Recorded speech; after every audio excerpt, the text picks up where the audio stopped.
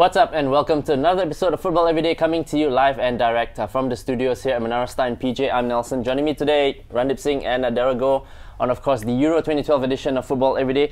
Alright, well, for those of you who stayed up to catch this morning's semi-final between Portugal and Spain, I'm sure you'll be a tad disappointed at the lack of goals. But yes, Spain are in their third consecutive final of a major tournament following a 4-2 penalty shootout win over their arch rivals.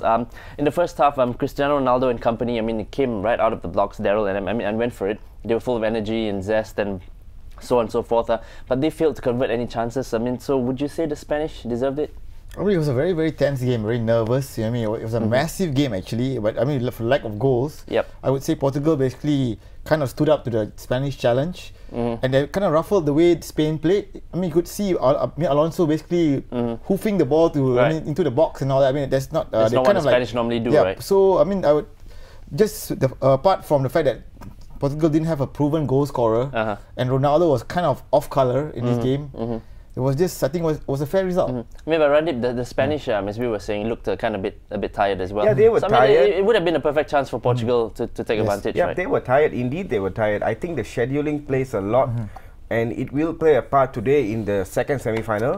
The Spanish look really lethargic. Apart from Busquets and Jordi Alba and Iniesta. They were pretty average. Any reason why you think he started with Alvaro Negredo, who had hardly had had a game before this, right? Well, he scored in their third game against Ireland, and if I would have preferred Torres, because Torres is he's got 2 goals already, but it was a surprise inclusion. at the end of the day, most would say the Portuguese did well, to prevent the Spanish from scoring in normal time, of course. But Daryl, it's quite unlucky to lose in a penalty shootout, right? It is unfortunate. I would say, Portugal were lucky to survive the last 15 minutes of the extra time, where basically Spain really turned it on. All those passes and all that, and we just couldn't do it. But Ronaldo, towards the end, towards the death, also he could have basically grabbed glory for himself. He just fluffed it. Right. Defender Sergio Ramos believes Spain were worthy winners. So, would you agree with the Real Madrid defender, Randeep? Well, overall, in terms of possession, yes, that's the only thing they had an advantage of. But yes, I thought that Pedro coming in made a lot of difference in extra time. I thought he brought a lot of pace to the wing, and Jesus Navas came in and he did well. He came in for David Silva. And he did well, but in Spain started playing only in extra time, and I wonder why. Because it was a nervy game, indeed. No one wants to lose a semi-final. No one wanted to take the risk. No one wants to take the risk. But Portugal. I would rather Spain be in the final than Portugal. Simply for footballing reasons. Right, so we'll be seeing Spain in another final come this Sunday. In the aftermath of their exit, Cristiano Ronaldo and manager Paulo Bento say they can still be proud of the tournament they've had. So you can't disagree, right, Daryl? They started off slow. They lost to Germany, and then they picked up the pace. They survived Denmark. They're scared. Portugal, they kind of grew on me. I'm not a Portugal fan, but in these games, towards the end of I would say Ronaldo basically is the one-man show for Portugal. They kind of they need a proven goal scorer now, and they kind of missed out on Hulk, who basically became Brazilian in the end.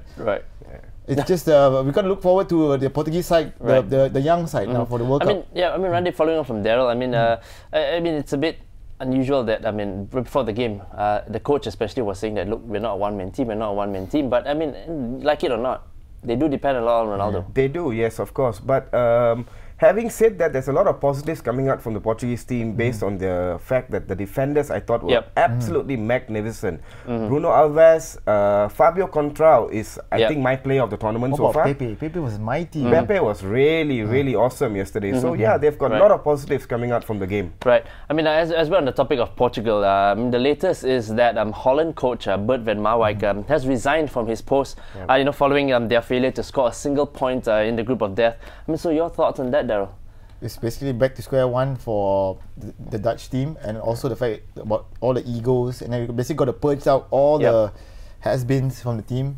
And it's going to be a long World Cup campaign with them. They had a magnificent qualifying tournament in the build-up to the Euros, Randy. But I think Bert Van Marwijk says he sat down, had a long chat with the officials and stuff, and he felt that it was for the best. So would you say it's going to work in favour of Holland? I think whoever comes in, they've got a really absolutely brilliant team. Yep. You know, make no mistake. The thing is, players like Robben and players like Schneider, Van der Vaart, their mind is not towards the game and towards the tournament. They can play well for their clubs, but Robben was disappointing this whole Euro. And he was, yeah. And the only positive that came out from Holland in this Euro campaign was the few youngsters that came in defence. And I thought Nigel de Jong was a pillar. But apart from that, yeah, Holland were really... So a bit of rebuilding to be done then. Excuse me, alright. It is time for our customary break here on the show. We'll be right back with more chat and banter. So we'll see you in the second segment where we preview tomorrow morning's semi-final here on Football Everyday, so stay tuned.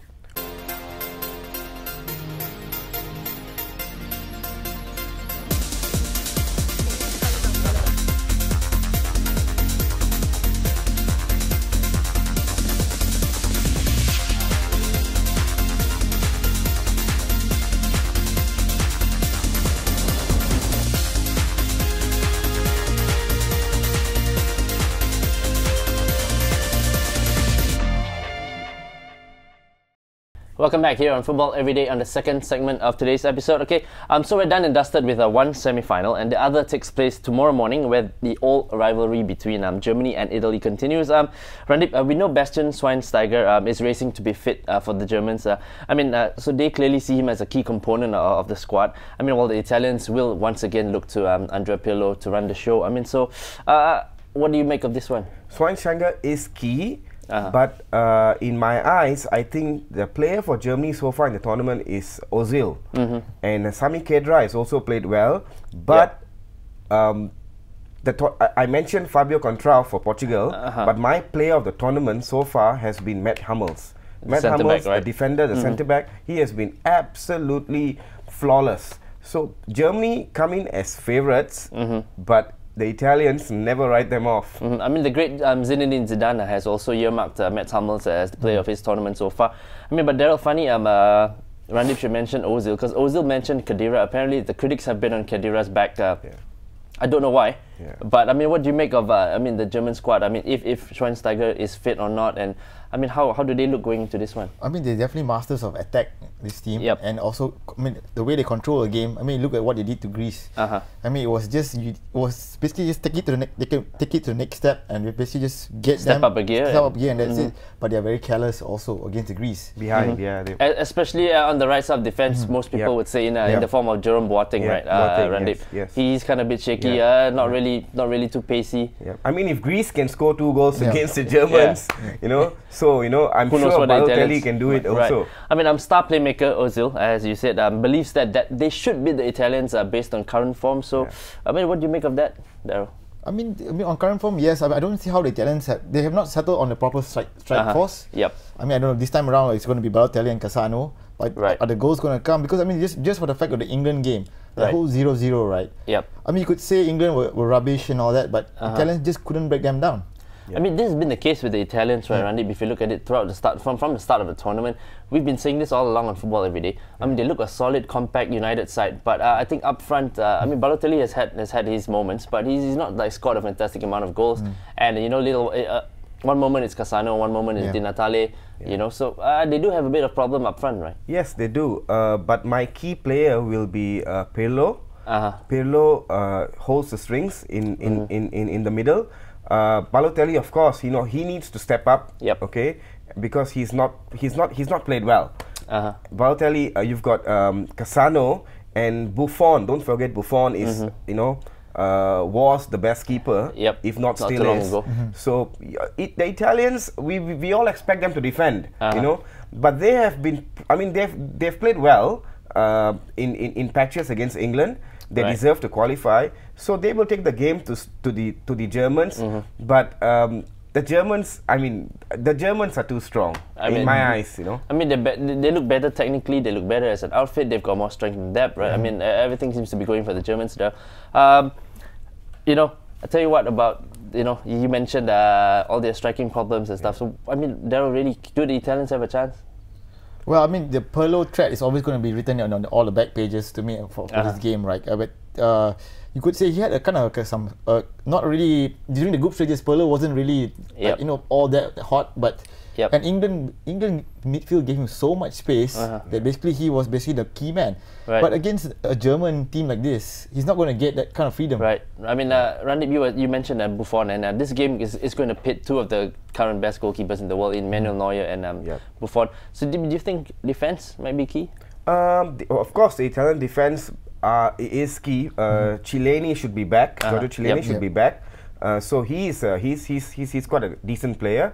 But you've got a strike force in I hope Mario Gomez plays. He's got something to prove. He's going for the top goal scorer. So I mean, Italy comes in to this game with a lot of they're in high spirits. They beat the English. But the Germans, they are strong upstairs. And they look hungry, right? I mean, I think the Germans, it's been a while since they won. Last was Euro 96. So absolutely. I'm just hoping it's not going to be a 0-0 game. So it won't be a 0-0 Let's not have a 0-0 game. I hope not too. I mean, okay, so come tomorrow, we'll know who makes it to play Spain in the final of Euro 2012. But just to close the show, I mean, former England boss... sorry, I was going to come to that. I mean, I was going to say that most psychic match predicting animals around the world, from cats to pandas, have also chosen Germany ahead of Italy. So, is the match going to be that clear cut? Give me a score prediction and who is going to make it to the final, Randeep? I think the Germans will win. I think they'll win comfortably. Comfortably? Yes. Daryl? I think it's the Germans as a tribute to Paul Octopus. Who was basically... There's a Chinese panda now. Yeah, I know. But I mean, it's just impossible to see the Italians doing it. But on record, basically the bogey team for the Germans is the Italy. Italians. So they know for a fact that because a lot to basically, overcome in this game. But you're going to go for Germany then? I would say Germany has just too much quality in them. Right, very quickly, as I was saying, just to close the show, former England boss Fabio Capello has made a jibe at either Roy Hodgson or Wayne Rooney himself in saying he only plays well for Sir Alex Ferguson. So what would you say to that, Daryl, as an England fan? I mean, that's what Roy Hodgson said also. It was a cheap shot. I mean, England's out, just kick them when they're down. I don't know. I mean, Capello wasn't that great for me in 2010 World Cup. But the thing is, if you were Capello, if Capello was still in the seat, he would have brought Rooney to the finals as well. Definitely, right? definitely. Regardless of what he's saying now. Capello is just a sourpuss.